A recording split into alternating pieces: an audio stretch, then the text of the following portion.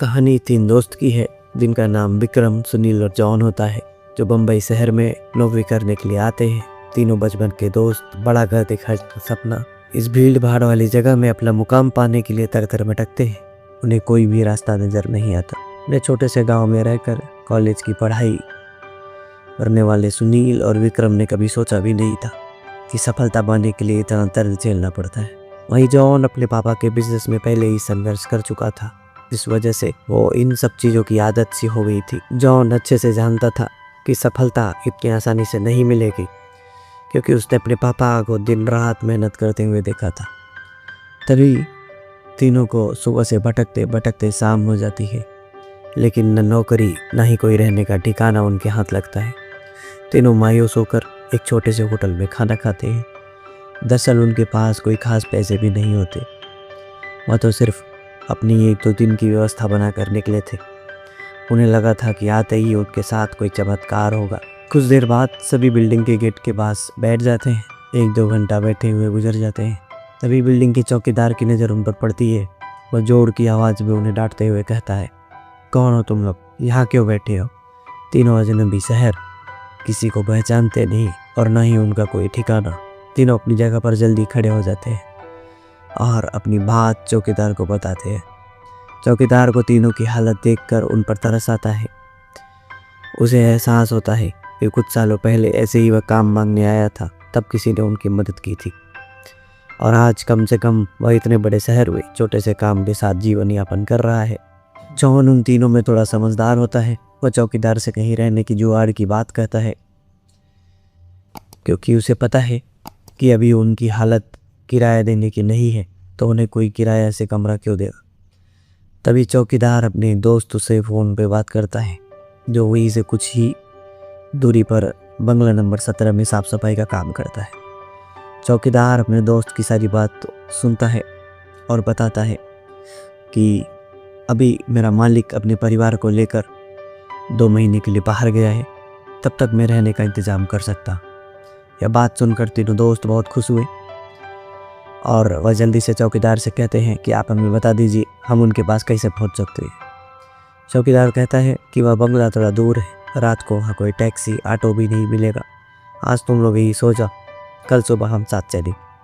तीनों उसकी बातें मान जाते हैं और सुबह उठते ही तीनों चौकीदार के साथ बंगले में पहुँच जाते हैं।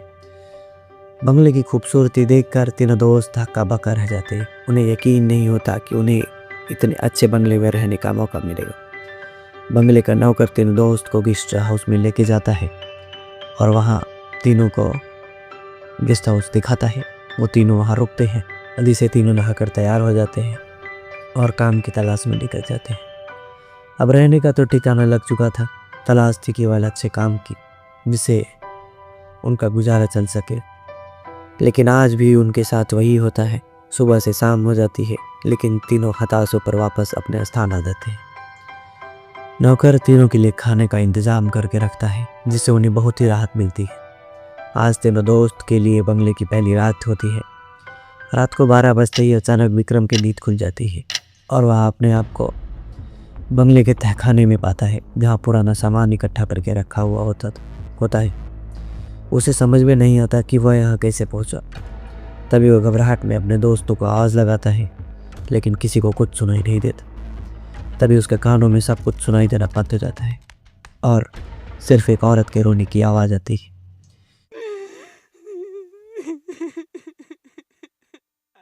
विक्रम चिल्लाकर पूछता है, कहाँ हो तुम, क्यों रो रही हो? अब यही पल विक्रम अपने बिस्तर में होता है। वह डर के कारण पसीने से लथपथ होता है। वह अपने दोस्तों को जगाता है, सुनील और जॉन को उसकी बात बताता है। सुनील और जॉन दोनों उसकी बातों का मजाक उड़ाते हैं और कहते हैं, तुमने कोई सपना देखा होगा, इस बंगले में तो हमारे अलावा कोई भी नहीं। और विक्रम भी अपने दोस्तों की बात का यकीन करके इस घटने को बुरा सपना समझकर नज़रअंदाज करके सो जाता है। सुबह उठते ही तीनों दोस्त फिर से तैयार होकर काम ढूंढने के लिए निकल पड़ते हैं। लेकिन जैसे वह बंगले के गेट पर बाहर निकलते हैं, अचानक एक औरत आकर विक्रम को चिट्ठी दे जाती है, जिसमें लिखा होता है, तुम इस पते पर जाओ तो काम मिल जाएगा। और औरत भागते हुए उनकी नज़रों से ओझल हो जाती है। तीनों दोस्त सोच में पड़ जाते हैं कि हमें काम की ज़रूरत है, ये इस औरत को कैसे पता। लेकिन तीनों को काम की बहुत ज़रूरत थी। उन्हें लगता है भगवान उनकी मदद करने के लिए किसी को भेजा होगा, और तीनों उसी दिशा में आगे निकल जाते हैं जहाँ का पता उस कागज़ में लिखा होता है। यहाँ पहुँचते ही उन्हें एक बहुत बड़ी बिल्डिंग दिखाई देती है।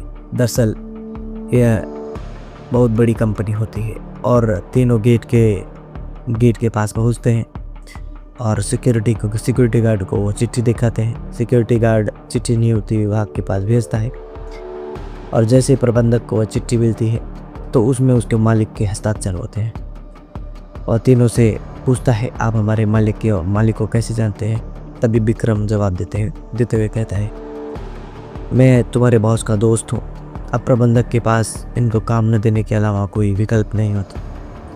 इस कंपनी का मालिक का हस्ताक्षर जो उस चिट्ठी पर मौजूद था। कंपनी के मालिक 7 दिनों के लिए विदेशी ट्रिप पर कंपनी के दौरे में थे, और उस बीच उनसे कोई संपर्क नहीं था। इसलिए प्रबंधक ने उन तीनों को काम पर रख लिया और अपने साथ उन्हें काम की जगह दिखाने के लिए ले गया। विक्रम अचानक ही दूसरे रास्ते की तरफ मुड़ जाता है और वह सीधे बॉस के चैम्बर के सामने पहुंचता है और दरवाजे के ताले को पासवर्ड से खोल देता है। कंपनी का प्रबंधक यह देखकर आश्चर्यचकित रह जाता है। उसे यकीन नहीं होता कि जो पासवर्ड केवल कंपनी के मालिक को पता है वह इसे कैसे पता चला। अब प्रबंधक समझ जाता है ये कोई खास आदमी नहीं है। उसे पूरा यकीन हो जाता है कि हो ना हो यह व्यक्ति बॉस नहीं भेजा है, और वह उसे बिना रुके हुए अंदर जाने की इजाज़त दे देता है। जॉन और सुनील ये सब देखकर समझ नहीं पाते कि विक्रम को यह सब कैसे पता।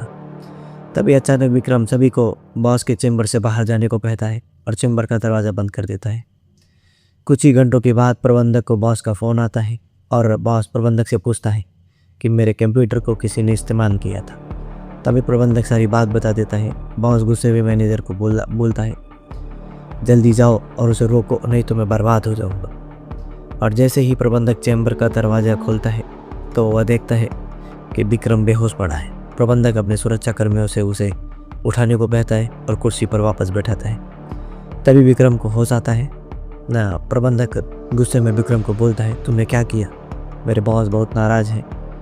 लेकिन विक्रम को कुछ याद नहीं है कि वह रूम से अपने बंगले से 21 के गेट तक या यहाँ कंपनी तक कैसे आया।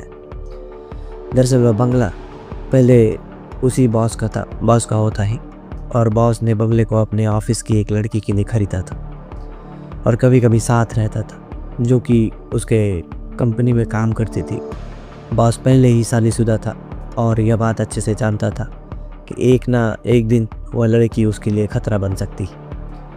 इसलिए वह उसकी निजी अश्लील वीडियो रिकॉर्ड कर लेता है, और जब एक दिन लड़की को यह बात पता चलती है तो दोनों में खींचातानी करते हुए लड़की के सर में चोट आ जाती है और वह तन तोड़ लेती है। बॉस बंगले के गार्डन में ही लड़की को दफना देता है और लड़की की मौत के साथ ही उसका राज दफन हो जाता है।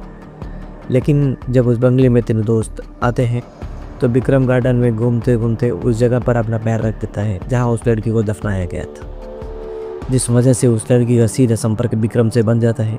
वह विक्रम के अंदर प्रवेश कर जाती है और उसे काबू में करके अपना बदला लेने के लिए ऑफिस प्रवेश करती है, और बॉस की काली करतूत को इंटरनेट में वायरल कर देती है। बॉस को विदेश से ही गिरफ्तार कर लिया जाता है। उसका काला चिट्ठा सबके सामने खुल जाता है और वह बेनकाब हो जाता है। उस लड़की के मरने के बाद भी अपना बदला ले लिया। अब शायद उसकी आत्मा को शांति मिल जाएगी। तीनों दोस्त उस बंगले को बुरा सपना समझकर भूल जाते हैं और इस दर्दनाक भूतिया कहानी का अंत हो जाता है। खौफनामा रियल। रात 2 बजे सड़क बिल्कुल खाली, अमन चलता अकेले, हवा भी सवाली, पीछे से कदम पर कोई दिखे नहीं, शैडो साथ आए पर सच में कोई नहीं। यह खौफनामा रियल, यहाँ घोस्ट भी बोलते, अंधेरे के राज सिर्फ रात में खोलते। अमन दुबे जी नाम याद रखना, यहाँ जो भी आया वापस नहीं लौटना। अमन दुबे जी, खौफनामा रियल।